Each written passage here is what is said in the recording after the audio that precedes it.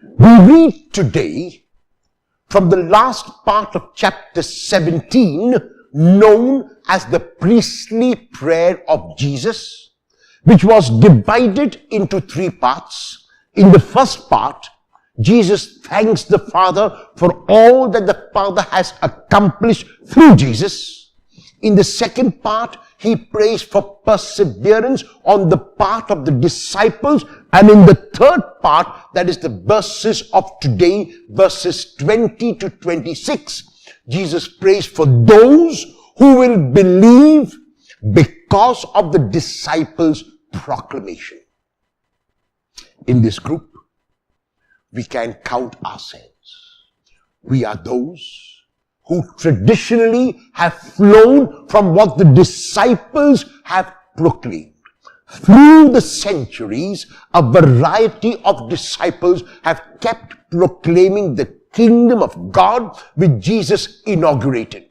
Throughout these centuries, faithful disciples have continued to fight for justice, to fight for truth, and to communicate God's merciful and unconditional love. It is those disciples over the centuries whom we thank today. It is Jesus who prayed for strength for those who will believe because of the disciples' teaching and the tradition of the church that has been so vibrant that we thank God for today. Today, however, 2,000 years later, we are those disciples whom the Lord prays for. We are those who will communicate to others who Jesus was, but who Jesus continues to be.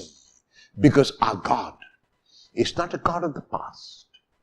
Our God is not a God of the future. Our God is a God of the now. And this is the Jesus we proclaim. A Jesus who does not restrict himself. A Jesus who is not exclusive. A Jesus who is not parochial, a Jesus who reaches out to every single person in unconditional love.